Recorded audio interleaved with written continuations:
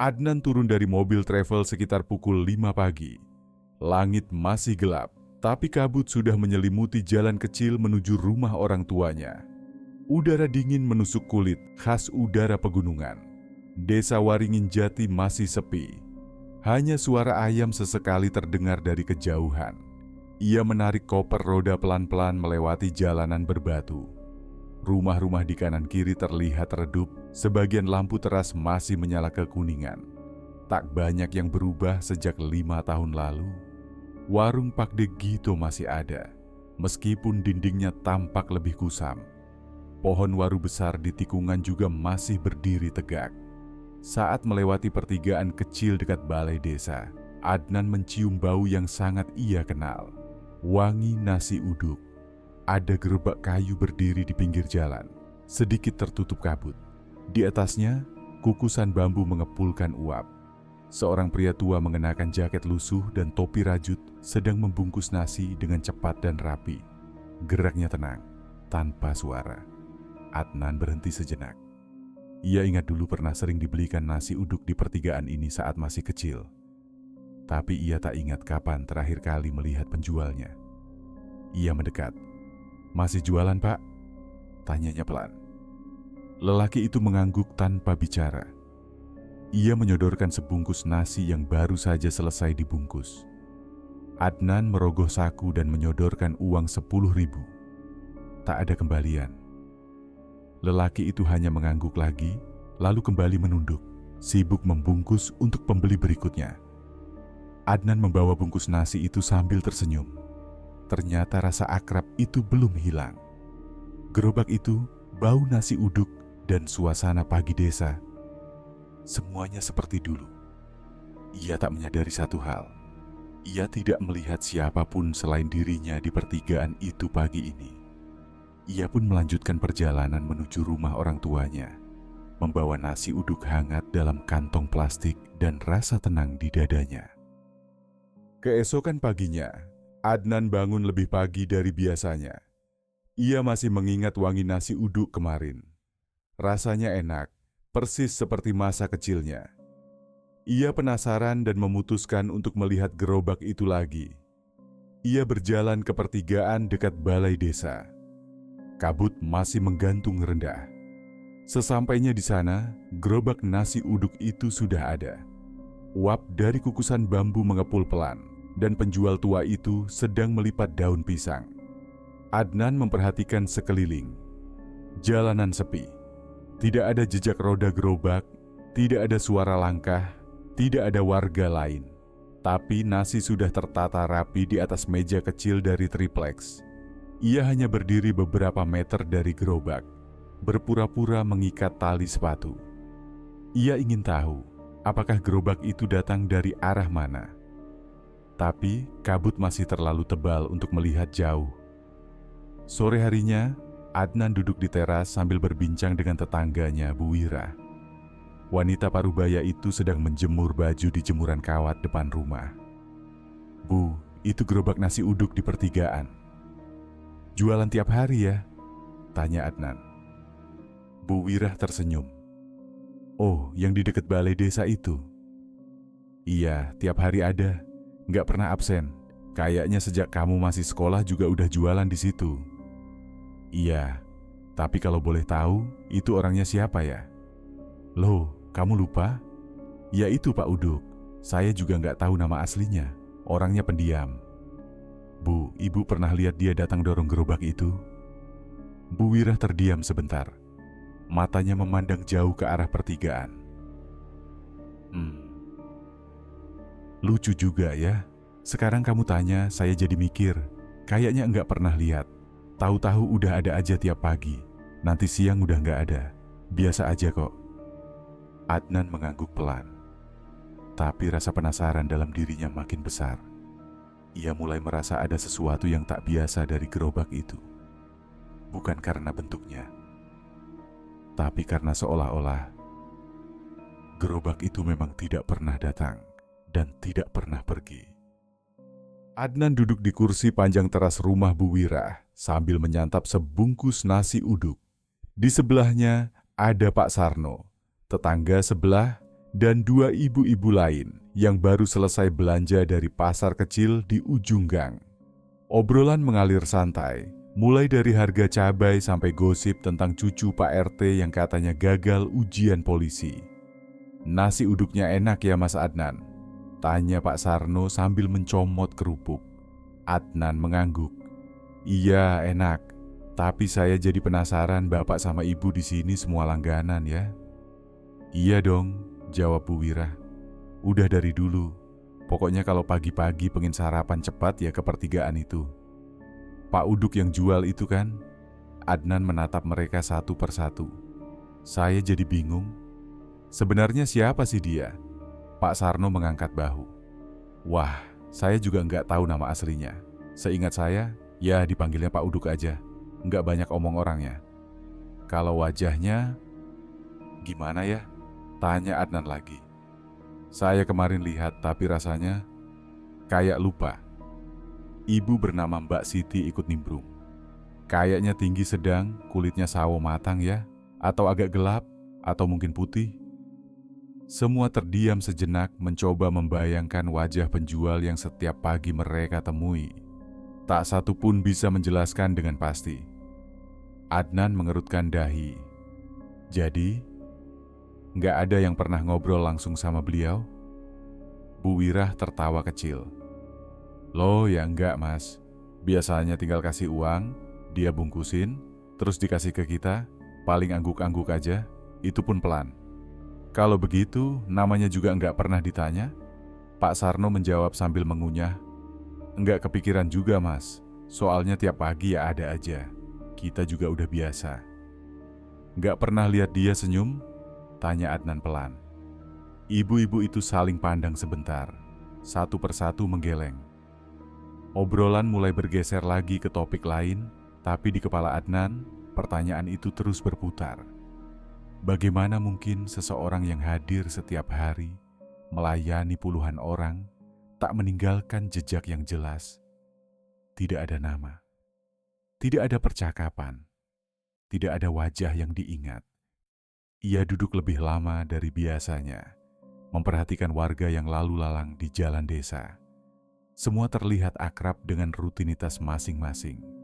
Tapi entah kenapa, justru rutinitas itu terasa terlalu rapi.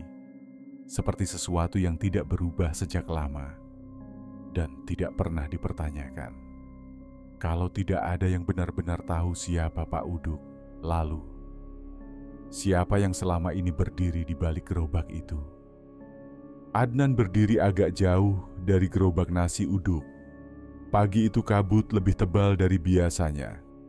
Jam menunjukkan pukul 6 lewat sedikit dan tak banyak warga yang terlihat. Ia sengaja datang lebih awal, berharap bisa melihat dari mana Pak Uduk datang. Tapi seperti kemarin, gerobaknya sudah ada saat ia tiba. Tanpa suara, tanpa jejak, ia mengambil satu bungkus nasi uduk seperti biasa. Saat Pak Uduk menyodorkannya, Adnan memperhatikan wajahnya. Wajah tua, datar, mata yang menghindari tatapan. Tidak asing, tapi juga sulit diingat. Adnan duduk di kursi kayu yang ada tak jauh dari pertigaan.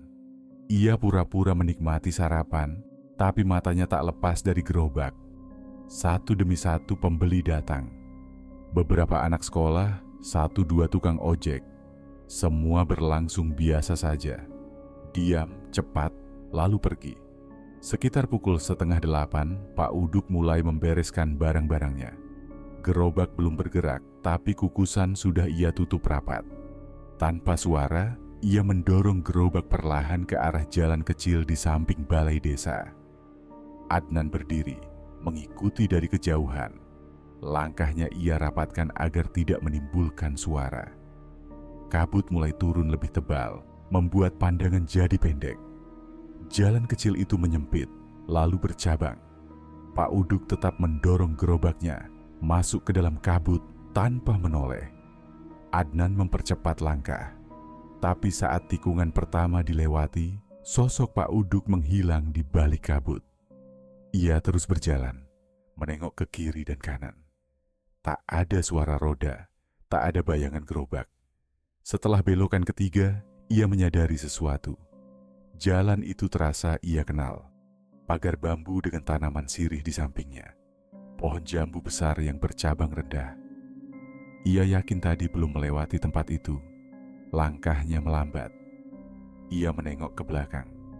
Kabut pekat menggantung, membuat jalan di belakangnya tak terlihat. Ia berjalan lagi, berharap bisa keluar ke jalan utama. Tapi ujung jalan berikutnya justru mempertemukannya kembali dengan pagar bambu dan pohon jambu yang sama. Seperti berputar di lingkaran yang sama. Rasanya aneh. Ia tidak sedang berlari atau panik, tapi waktu terasa lama. Saat akhirnya bisa melihat jalan besar, matahari sudah naik. Ia keluar dari kabut dengan napas sedikit berat, pakaian agak lembab, dan ujung sepatunya basah oleh tanah becek. Saat melangkah menuju rumah, tangannya mengusap lengan baju yang dingin dan bau tanah. Ia menengok ke belakang sebentar. Kabut masih menggantung di jalan kecil itu. Sunyi, tak ada jejak siapapun. Ia tidak tahu pasti apa yang barusan terjadi. Tapi satu hal ia yakini, ia tidak melihat Pak Uduk keluar dari kabut itu. Langit mendung sejak pagi. Adnan berjalan menuju balai desa setelah sarapan seadanya. Rasa penasaran terus mengusiknya sejak kejadian di jalan berkabut kemarin. Ia ingin tahu lebih banyak tentang Pak Uduk, atau siapapun orang itu sebenarnya. Pintu balai desa terbuka lebar. Di dalam suasananya sepi, hanya ada suara kipas angin tua yang berputar pelan di langit-langit. Seorang pria parubaya dengan kemeja batik duduk di belakang meja kayu membaca berkas. "Permisi Pak," sapa Adnan. "Saya Adnan, anaknya Pak Surya. Mau lihat-lihat arsip lama, boleh?" Pria itu menatapnya lalu tersenyum. "Oh iya, saya kenal Pak Surya. Ada yang bisa saya bantu?" "Saya lagi penasaran soal sejarah desa, terutama tentang pertigaan dekat balai ini. Katanya dulu pernah ada kecelakaan." Wajah si petugas sedikit berubah. Ia lalu berdiri dan menunjuk ke sebuah lemari besi di sudut ruangan. "Kalau yang kayak begitu, mungkin ada di koran lama. Arsip berita kami simpan di rak bawah." Adnan berjongkok dan mulai membuka satu persatu map usang berlabel tahun. Kertas-kertas tua itu berwarna kuning kecoklatan, sebagian mulai rapuh. Setelah beberapa menit mencari, jarinya berhenti pada potongan koran lokal bertanggal 10 tahun lalu. Judulnya mencolok, "Pedagang nasi uduk tewas di pertigaan Waring Injati." Matanya menelusuri artikel itu pelan-pelan. Disebutkan bahwa seorang pria bernama Hashim, penjual nasi uduk keliling, tewas tertabrak truk saat hendak menyeberang jalan untuk berjualan pagi-pagi. Sopir truk mengaku tidak melihat korban karena kabut tebal. Lokasi kejadian, pertigaan kecil dekat balai desa Waringin Jati. Adnan membaca ulang bagian nama korban. Hashim, bukan Pak Uduk, tapi semuanya cocok. Lokasi, waktu, bahkan deskripsi gerobaknya. Ia kembali ke meja depan dan bertanya ke petugas. "Pak, Bapak tahu siapa Pak Hashim ini?" Petugas itu menghela napas.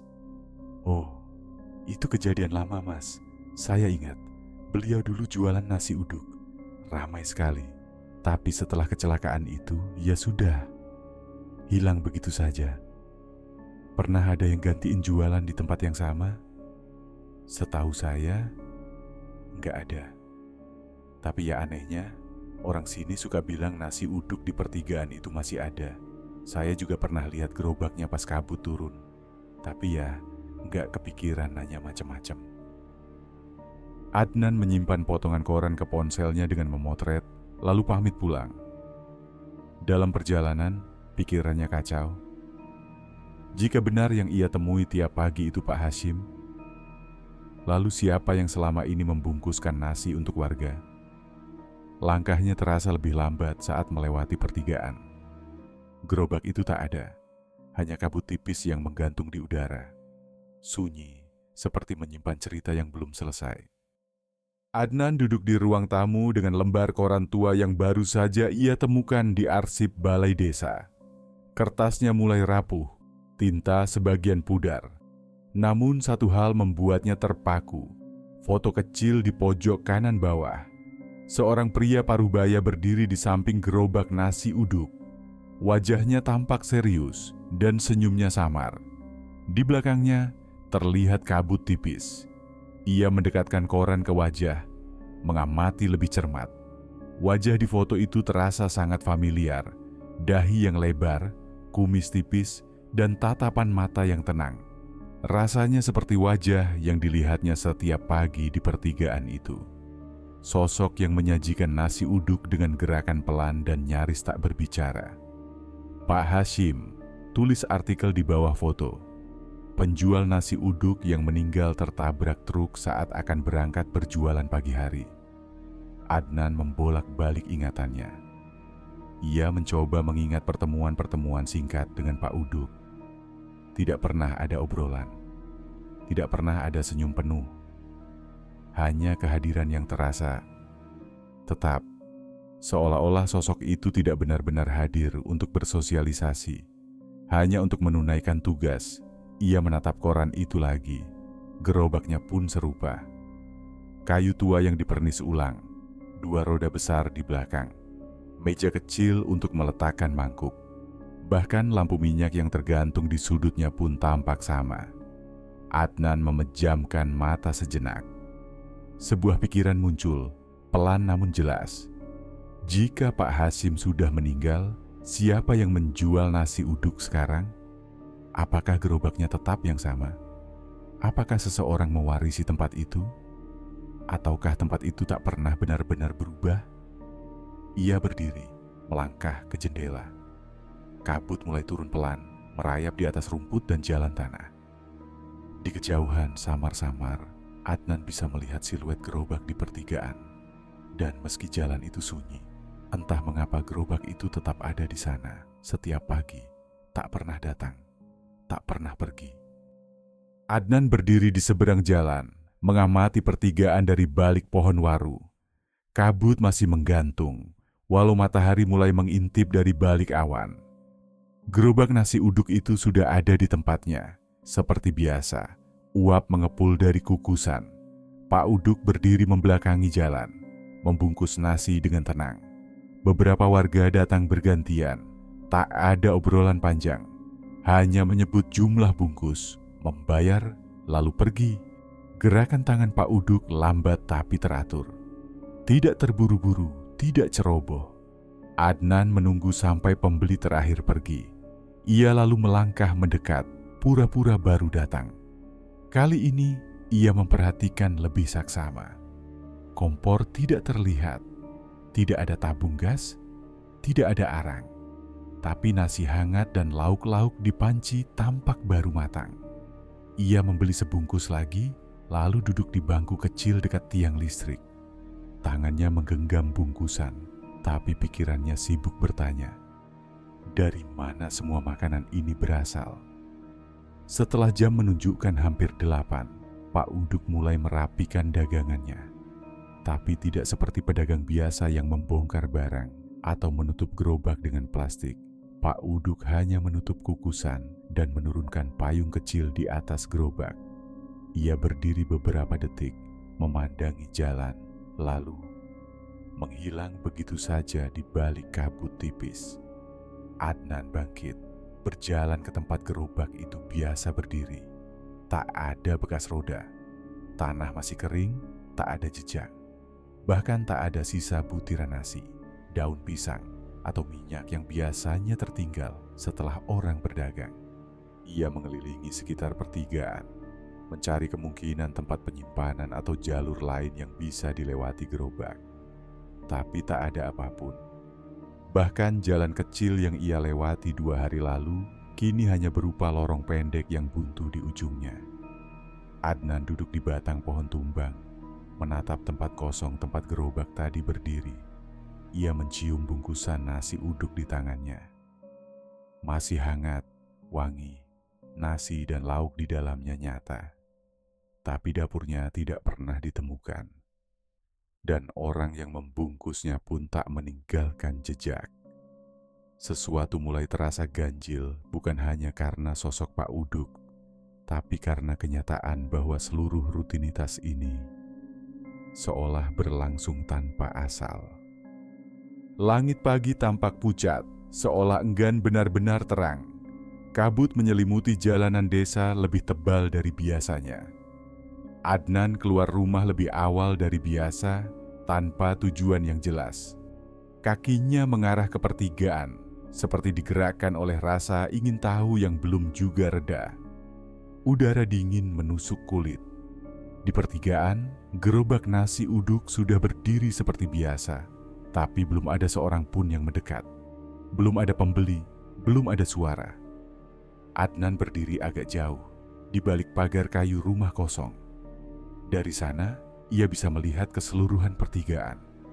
Ia menunggu. Matanya tak lepas dari gerobak. Lalu ia mendengarnya. Pelan sekali, seperti dibawa angin. Sebuah suara isak, terputus-putus. Bukan suara keras, bukan pula jeritan, melainkan tangisan lirih yang terpendam. Seolah seseorang sedang duduk sendiri dan menangis perlahan agar tidak terdengar siapapun. Adnan menajamkan pendengarannya. Suara itu berasal dari dekat gerobak, tapi tak ada satupun orang di sana.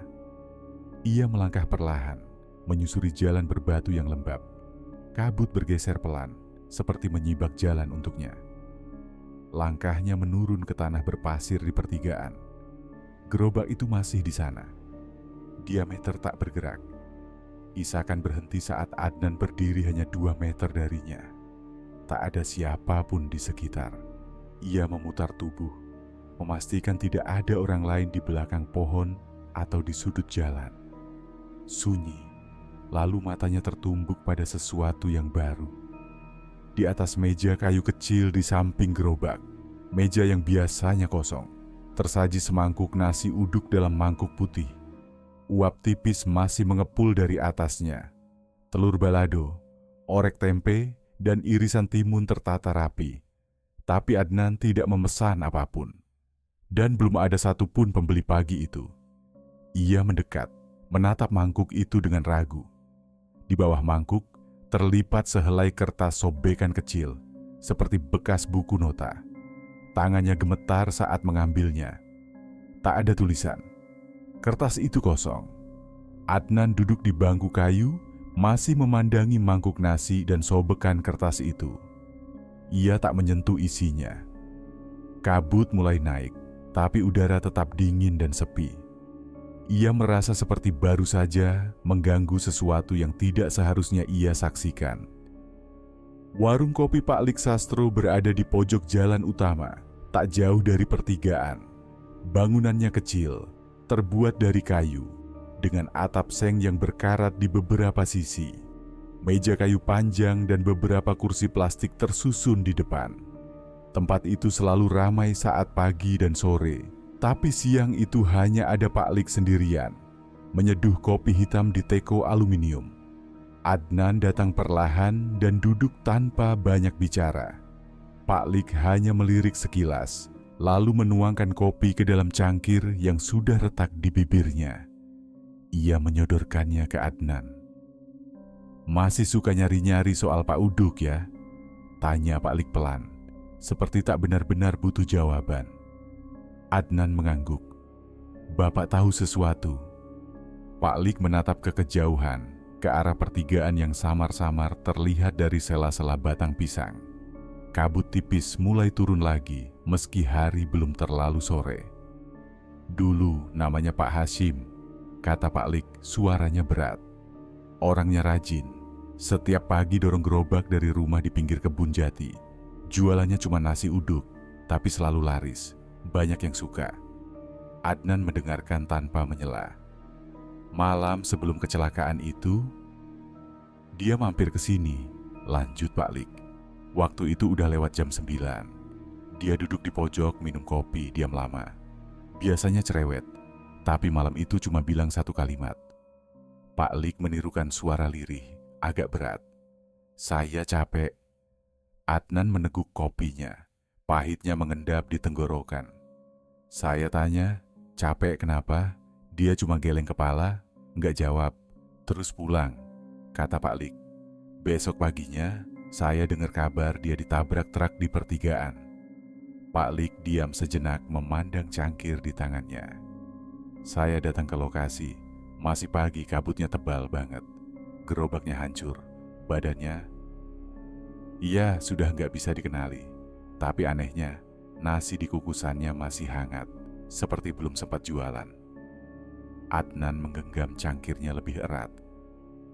Waktu itu banyak orang bilang truknya ngebut. Tapi sopirnya sendiri bingung. Dia bilang nggak lihat siapa-siapa. Baru sadar nabrak setelah dengar suara benturan. Pak Lik menghela napas panjang. Sejak itu, tiap ada kabut tebal, orang-orang bilang mereka lihat gerobak nasi uduk berdiri di pertigaan. Saya kira cuma cerita orang iseng, tapi kadang saya juga lihat. Gerobak itu, diameter uapnya masih ada. Adnan menunduk.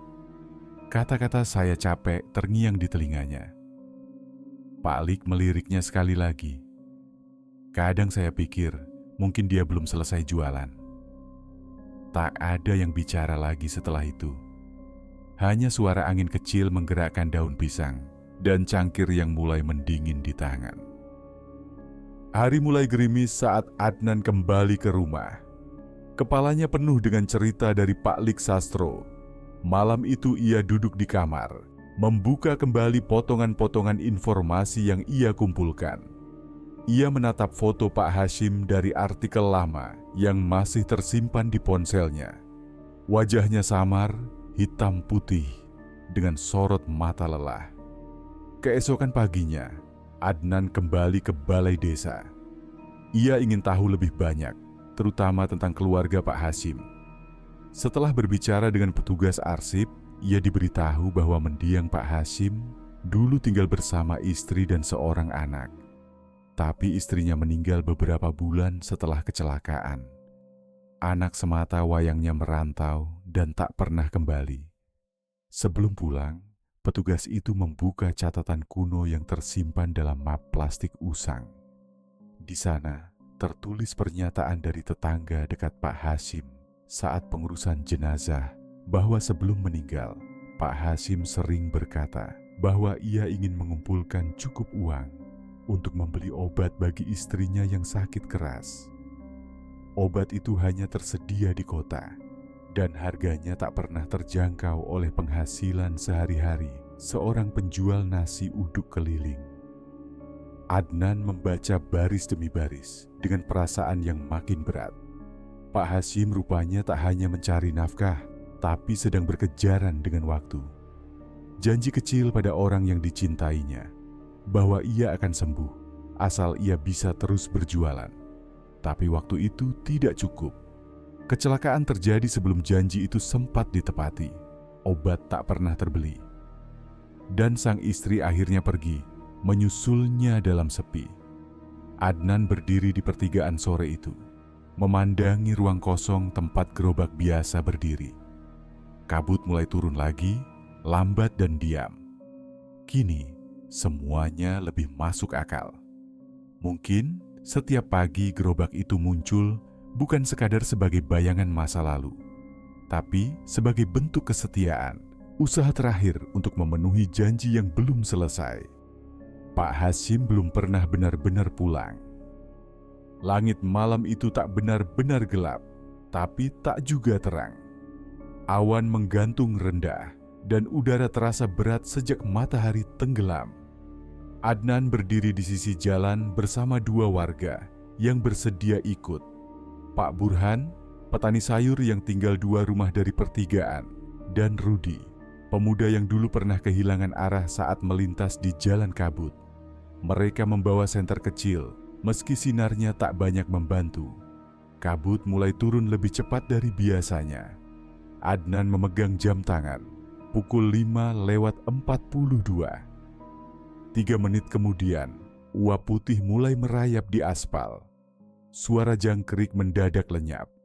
Gerobak nasi uduk itu muncul begitu saja di pertigaan, seolah berdiri sejak tadi di sana, padahal baru beberapa saat lalu tempat itu kosong.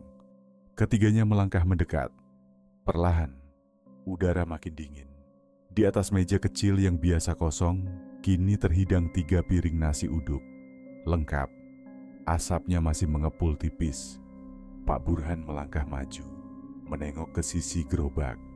Pak Hasim, suaranya pelan. Tak ada jawaban, tapi seseorang berdiri di balik gerobak. Bayangan punggung yang dikenali Adnan. Sosok itu tidak bergerak, tidak juga menoleh. Rudi maju, menyorotkan senter. Tapi cahaya seolah terpantul, tak menembus bayangan itu. Kabut mengental. Jarak pandang menyempit drastis. Dalam hitungan detik, Adnan tak lagi melihat Rudi dan Pak Burhan dengan jelas. "Jangan berpencar," seru Adnan. Tapi suara itu tenggelam dalam kabut. Lalu terdengar suara piring jatuh. Kemudian teriakan pendek. Setelah itu hanya sunyi.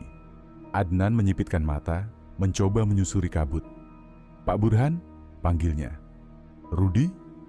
Dari arah kanan, sesosok tubuh berjalan tersaok. Itu Pak Burhan. Wajahnya pucat, napasnya berat.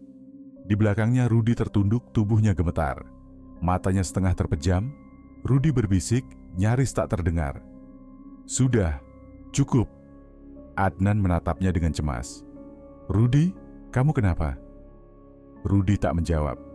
Tapi bibirnya bergerak lagi, pelan, seperti sedang mengulang sesuatu yang pernah ia dengar. Dia cuma ingin menepati janji. Pak Burhan menggandeng bahu Rudi dan menariknya menjauh. "Kita harus pergi," katanya tegas. Mereka kembali ke rumah dalam diam. Gerobak tak terlihat lagi saat mereka menengok ke belakang. Kabut menutup pertigaan sepenuhnya. Malam itu Rudi tidur tanpa bicara sepatah kata pun. Esok paginya, ia sudah tak ingat apa-apa. Hanya Adnan yang masih ingat betul tentang kabut dan tentang suara lirih yang terdengar seperti milik seseorang yang sudah terlalu lama menunggu waktu yang tak pernah datang. Adnan berjalan sendirian menuju pertigaan, membawa seikat bunga kertas dan kantong plastik kecil berisi air untuk vas seadanya. Langit mendung, tapi belum turun hujan. Udara lembab dan dingin, seperti biasa ketika kabut mulai turun dari arah perbukitan. Ia berhenti tepat di tepi jalan tanah yang mengarah ke arah barat, lokasi kecelakaan yang disebutkan dalam koran lama. Tempat itu tidak diberi tanda khusus, hanya tanah yang tampak lebih gersang dibanding sekitarnya, dengan ilalang tumbuh miring ke satu arah. Tak ada penanda siapapun pernah meninggal di sana. Adnan menaruh bunganya pelan di atas batu besar yang menonjol sedikit dari tanah. Ia duduk di sebelahnya, diam cukup lama. Lalu ia mengangkat tangan dan membaca doa dengan suara pelan. Tak ada yang lain di sana, hanya semilir angin dan suara serangga kecil dari semak-semak. Setelah selesai, ia berdiri dan berkata pelan, "Terima kasih, Pak, untuk semua sarapannya. Maaf, saya baru datang terlambat." Langkahnya berat saat berjalan pulang. Gerobak tak terlihat sepanjang jalan. Pertigaan yang biasanya menjadi tempat tetapnya pun kosong. Hanya kabut tipis menyelimuti tanah dan rerumputan. Malam datang lebih cepat. Langit berwarna kelabu gelap, dan suasana desa Henning lebih awal dari biasanya. Dari jendela rumah, Adnan sempat melihat satu bayangan samar di kejauhan. Siluet gerobak yang berdiri sendiri di pertigaan, kabur oleh kabut. Tak ada suara, tak ada orang, hanya cahaya kuning kecil dari lampu gerobak yang menyala sebentar, lalu padam perlahan. Keesokan harinya, warga mendapati tempat itu kosong. Meja kecil biasa pun tak ada. Pak Uduk tidak datang lagi. Adnan tidak heran. Ia tahu malam sebelumnya adalah perjalanan terakhir gerobak itu. Langit di atas desa tampak bersih. Kabut tipis masih menggantung di pucuk-pucuk pohon, tapi tidak lagi menyentuh tanah. Udara pagi terasa lebih ringan, lebih hangat dari biasanya. Adnan berdiri di beranda, memandang ke arah pertigaan. Biasanya, pada jam seperti ini, aroma nasi uduk sudah tercium samar dari kejauhan. Wangi nasi, daun pandan, dan orek tempe yang menguar di bawah angin. Tapi pagi itu tak ada apapun. Udara hanya membawa bau tanah dan embun. Ia melangkah menuju jalan. Sepi. Tak ada suara roda kayu, tak ada panci kukusan, tak ada meja kecil. Pertigaan itu kosong, tanpa gerobak, tanpa jejak, tanpa uap. Beberapa warga lalu melintas, membawa keranjang sayur, menyapa Adnan seperti biasa. Seorang ibu berkata, "Pak Uduk mungkin pindah jualan ke kampung sebelah. Tiba-tiba enggak ada sejak kemarin." Ucapan itu disampaikan dengan ringan, tanpa rasa curiga. Warga tampaknya tidak benar-benar memperhatikan kepergian gerobak itu. Tidak seperti Adnan, ia berdiri lama di sudut jalan, memandangi ruang kosong tempat gerobak itu biasa berdiri. Bekas-bekas roda tak terlihat, tidak ada bekas bara, tidak ada sisa makanan. Seperti tidak pernah ada. Tapi Adnan tahu, semuanya telah terjadi. Ia mengingat kabut, suara lirih Rudi, dan 3 mangkuk nasi uduk yang terhidang tanpa tangan yang menyajikan. Ia juga tahu bahwa cerita itu bukan tentang dagangan semata, tapi tentang satu janji kecil yang ingin diselesaikan, bahkan setelah kematian. Janji seorang suami kepada istrinya yang sakit, untuk tetap berusaha hingga benar-benar tak ada lagi yang bisa dilakukan. Dan kini, semuanya telah selesai. Adnan berbalik dan berjalan pulang, pelan. Udara pagi menyentuh wajahnya, lebih segar dari biasanya. Ia merasa seperti seseorang yang telah menyaksikan sesuatu yang seharusnya tak terlihat, tapi bersyukur karena diberi kesempatan untuk memahaminya. Di belakangnya pertigaan tetap sunyi, dan pagi itu tetap tanpa asap. Beberapa minggu telah berlalu sejak pagi sunyi itu. Desa mulai kembali ke rutinitas lamanya. Kabut masih turun tiap subuh, tapi tak lagi menebal hingga menutup pandangan. Pertigaan yang dulu menjadi tempat berdirinya gerobak nasi uduk kini tampak berbeda, lebih terang, lebih terbuka. Suatu pagi, Adnan melihat aktivitas baru di sisi jalan. Sebuah warung kecil sedang dibangun di dekat pertigaan. Bangunannya sederhana, dinding kayu, atap seng, dan papan nama buatan tangan bertuliskan nasi uduk anteh panas. Yang menjalankan warung itu adalah seorang janda muda dan anak perempuannya yang masih kecil. Mereka bukan warga lama. Keduanya datang dari kota dan menyewa rumah di ujung desa. Orang-orang menyambut mereka hangat. Warga selalu ramah pada siapapun yang membawa makanan enak dan niat tinggal baik-baik. Adnan mampir suatu pagi, duduk di bangku panjang dari bambu. Perempuan itu tersenyum, menyajikan sepiring nasi uduk lengkap dengan telur balado, bihun dan kerupuk. Aromanya persis seperti dulu, hangat dan akrab. Ia mencicipi perlahan.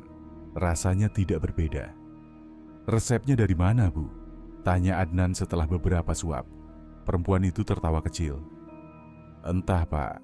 Waktu pertama pindah ke sini saya mimpi aneh. Dalam mimpi itu saya berdiri di dapur dan ada seseorang yang memperlihatkan cara memasak ini. Besoknya saya coba dan rasanya pas saja."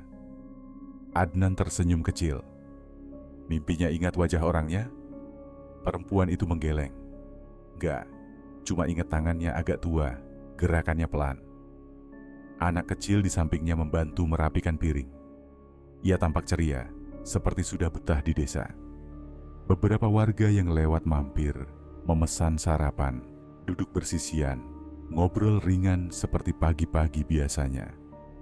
Adnan berdiri setelah selesai makan, membayar dengan uang pas, lalu berpamitan.